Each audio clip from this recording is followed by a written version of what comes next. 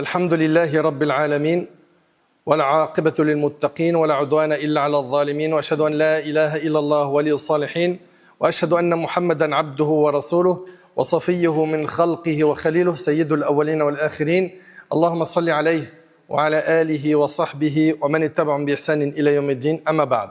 Mes chers frères et sœurs, notre thème aujourd'hui avec l'aide d'Allah Tabarak wa Ta'ala est rester à la mosquée, une adoration trop négligée.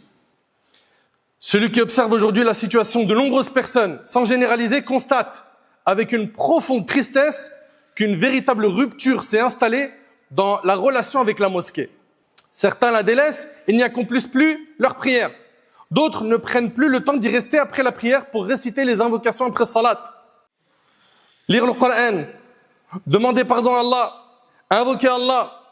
Celui qui agit ainsi se prive d'immenses récompenses et de très nombreuses bonnes actions. Il suffit pour mesurer le mérite et l'honneur des mosquées de savoir quelles sont les maisons d'Allah.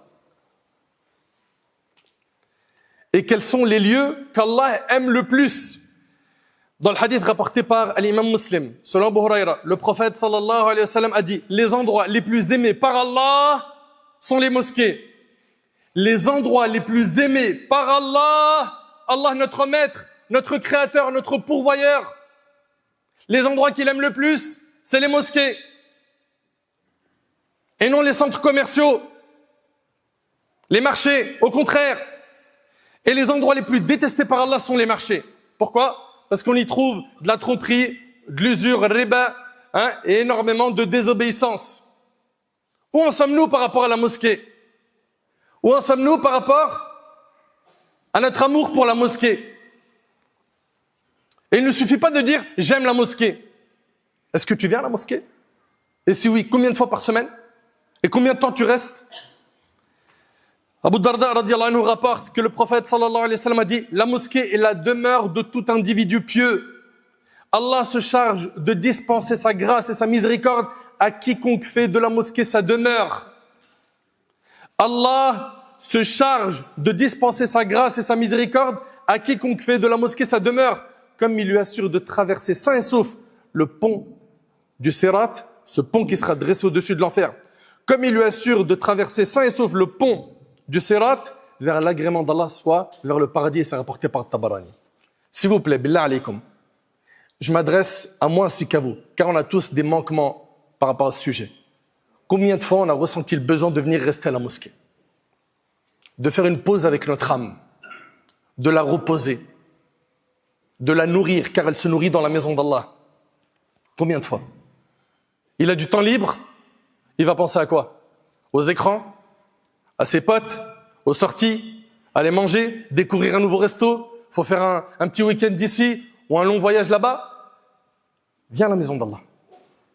Wallahi que tu en as besoin. Wallahi que tu en as besoin. Voici donc qu'Allah veille sur vous quelques-uns des mérites liés au fait de rester dans les mosquées. Parmi ces mérites, les anges invoquent Allah en faveur de celui qui reste à la mosquée. Et l'invocation des anges est exaucée, car ils sont ceux qui qui ne désobéissent jamais aux ordres d'Allah et exécutent tout ce qu'il leur est ordonné. Dans le hadith rapporté par Bukhari et Muslim sur Abu Huraira, le prophète sallallahu alayhi wa sallam a dit « Les anges prient sur l'un d'entre vous tant qu'il reste dans son lieu de prière. » Les anges prient sur l'un d'entre vous tant qu'il reste dans son lieu de prière, tant qu'il n'a pas commis d'annulation de ses ablutions. Qu'est-ce que disent les anges? Oh Allah, pardonne-lui. Oh Allah, fais-lui miséricorde. Tant que tu restes dans ton lieu de prière, tu as fini salat, tu restes dans ton lieu de prière, les anges, ils invoquent Allah pour toi. Oh Allah, pardonne-lui. Oh Allah, fais-lui miséricorde. Et le prophète dit, l'un de vous est considéré en prière tant que la prière le retient. Tant que tu attends la prière suivante, tu es considéré en prière. Ibn Battal rahimahullah a dit, ce grand savant, il a dit que celui qui a commis de nombreux péchés et souhaite qu'Allah subhanahu wa ta'ala les lui efface sans effort particulier, saisisse l'occasion de rester à l'endroit où il a accompli sa prière après celle-ci, afin de bénéficier abondamment des invocations des anges et de leur demande de pardon en sa faveur. Allahu Akbar. Les frères, il faut qu'on se dise les choses. Combien de personnes ils font salat et ils partent direct, ou le premier réflexe, il a fait son salam, assalamu alaykum wa rahmatullah, assalamu alaykum wa rahmatullah, il sort son téléphone, les notifs. C'est pas possible. Après salat, évoque Allah, Si tu as encore un peu de temps, ouvre le livre d'Allah, lis le Coran. Subhanallah, les anges, ils prient sur toi. Ils demandent à Allah de te pardonner et de te faire miséricorde. Et les invocations des anges sont exaucées. Ahbab al-Kiram, prenez ce précieux conseil, celui de rester à la mosquée et diffusez-le autour de vous. Et venez avec vos frères en Allah. Motivez ceux qui sont autour de vous pour qu'ils viennent rester à la mosquée pour passer un temps qui est une pause spirituelle nécessaire pour l'âme.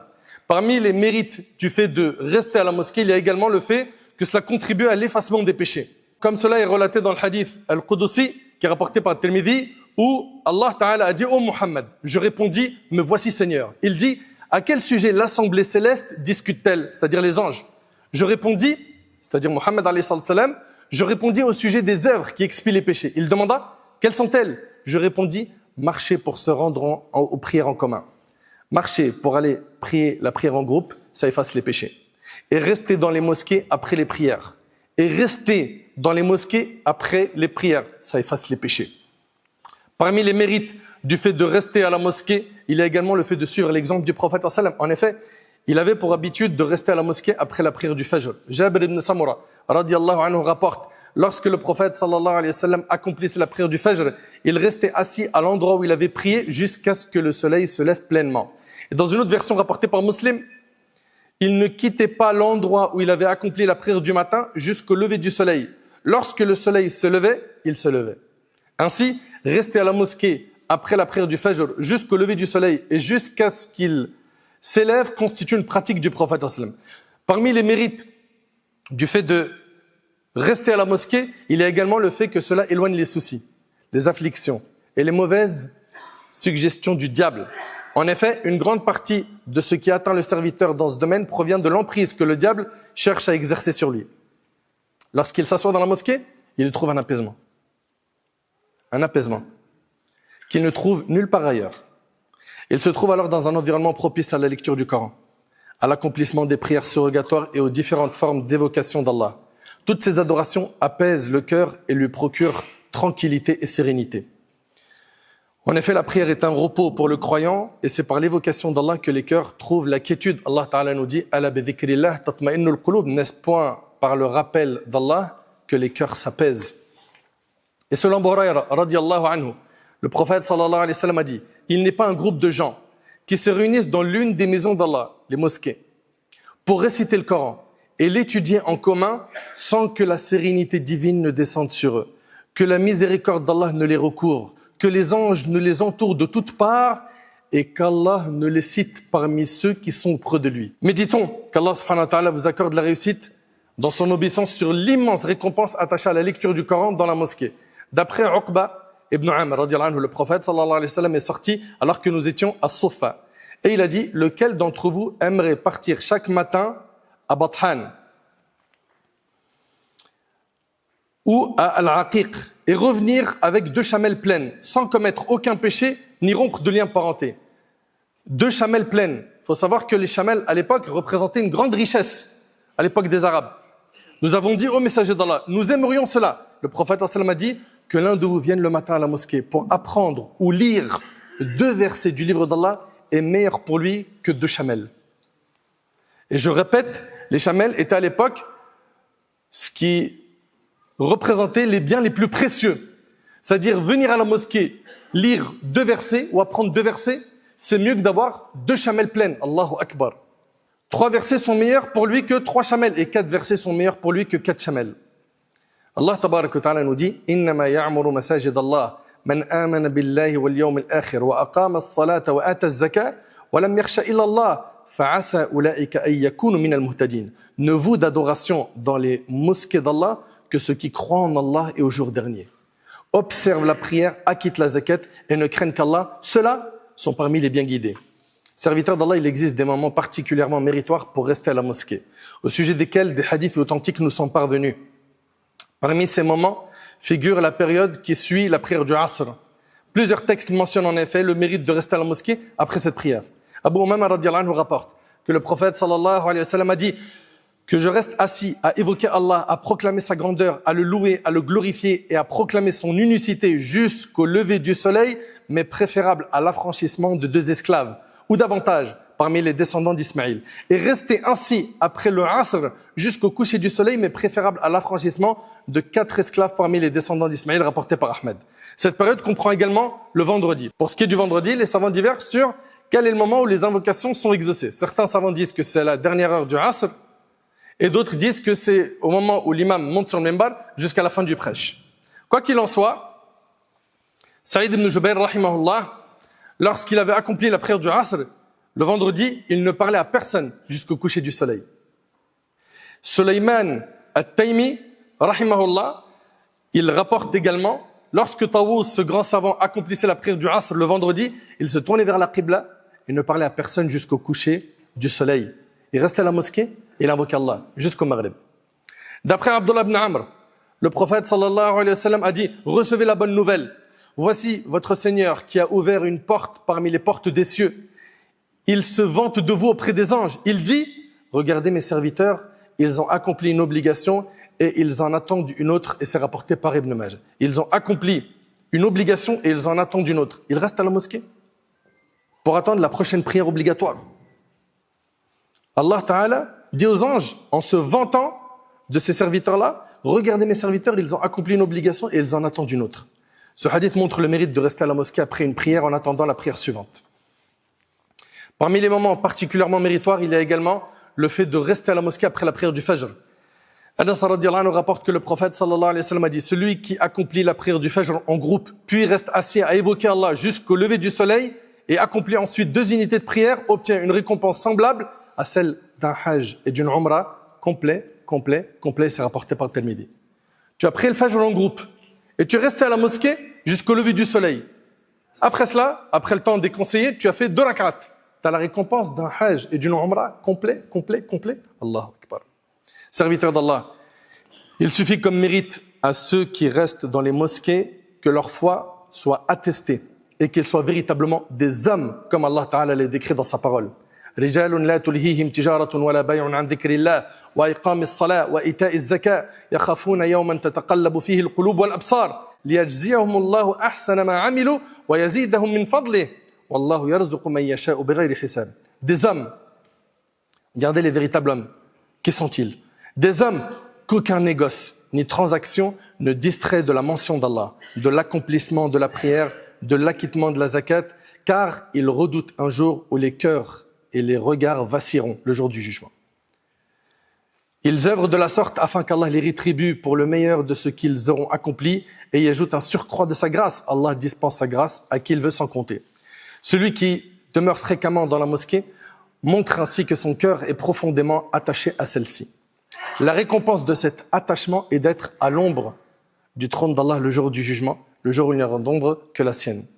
D'après Abu Hurayra radhiyallahu anhu, le prophète sallallahu alayhi wa sallam a dit 7 personnes, c'est-à-dire 7 catégories de personnes, seront couverts par Allah dans son ombre le jour où il n'y aura d'ombre que son ombre. Et parmi eux, un homme dont le cœur est accroché aux mosquées. Un homme dont le cœur est accroché aux mosquées. Serviteurs d'Allah, nos pieux prédécesseurs veillaient avec grand soin à accomplir cette adoration. Ils avaient pour habitude de rester longuement dans les mosquées afin d'obtenir ces immenses récompenses. Et s'il vous plaît, je vous demande de méditer ces quelques passages qui restent de notre khutbah. L'imam al-Sha'bi, rahmallah, dit, lorsqu'il terminait une occupation, il parle des gens de son époque, les pieux prédécesseurs. Lorsqu'il terminait une occupation, il se rendait dans les mosquées. Dès qu'ils avaient fini ce qu'ils avaient à faire, ils allaient à la mosquée. Ils passaient beaucoup de temps dans la mosquée. Nous, on en est où par rapport à ça? On est fort pour dire on n'a pas le temps. Donne-moi ton téléphone, laisse-moi voir ton temps d'écran. On va voir si tu n'as pas le temps. Pourquoi est-ce qu'on ne vient pas à la mosquée? On doit s'efforcer de venir prier les prières obligatoires autant que possible. Tu as pris les prières obligatoires? Reste à la mosquée. Tu en as besoin. Ton cœur ne se nourrit que par l'adoration. Saïd ibn al-Musayyib, rahimahullah, ce grand savant parmi les tabi'in, il a dit, parmi les gens, certains sont tels des piliers pour les mosquées. Et ça, vous pouvez le voir dans n'importe quelle mosquée. Nous sommes ici à Bobigny, et on sait qu'il y a des jeunes et des moins jeunes, ils sont comme les piliers de la mosquée. On les voit dans toutes les prières. C'est vrai, c'est pas vrai? On les voit dans toutes les prières. Des jeunes et des moins jeunes, ils sont comme les piliers de la mosquée. Saïd ibn al-Musayyib, il dit, parmi les gens, certains sont tels des piliers pour les mosquées. Ils ont parmi les anges des compagnons qui, lorsqu'ils constatent leur absence, s'enquièrent de leur état. S'ils sont malades, ils leur rendent visite. Il parle des anges. Et s'ils sont dans le besoin, ils leur viennent en aide. Il disait également, Saïd ibn al-Musayyib, rahimallah, depuis 40 ans, jamais le muezzin n'a appelé à la prière sans que je sois déjà dans la mosquée. Allahu Akbar. Allahu Akbar. Il n'a jamais raté la prière en groupe pendant combien de temps? 40 ans. Malik ibn Dinar, rahimallah, a dit, écoutez cette parole, méditez-la. Il a dit, si ce n'était la nécessité d'uriner, je ne sortirais pas de la mosquée. On en est où par rapport à la mosquée? Surtout, on est dans une période où il reste encore un petit bout de vacances. Combien de temps tu consacres à la mosquée? Pose-toi des questions et remets-toi en question et réconcilions-nous avec la mosquée. Nous demandons à Allah tabarak wa ta'ala de faire de nous des gens attachés aux mosquées et d'y attacher profondément nos cœurs. On demande à Allah tabarak wa ta'ala d'améliorer notre situation. On demande à Allah subhanahu wa ta'ala de nous pardonner nos manquements. On demande à Allah azza wa jal de faire de nous des gens pieux.